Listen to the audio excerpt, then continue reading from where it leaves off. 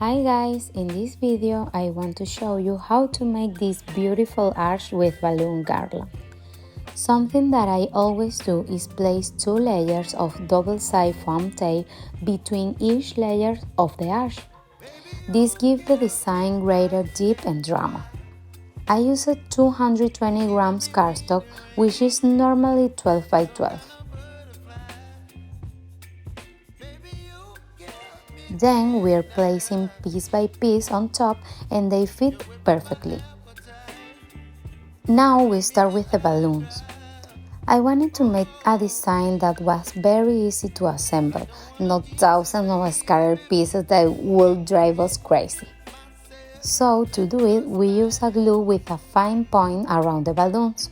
I'm using a glue for Barely Arts, and we glue it piece by piece on top, one from the other, and you will see that they also fit perfectly. Note that on the back of the garland I placed 8 or 9 layers of double-sided foam tape to give it the height of the arch and to fix it very well to the bottom of the topper.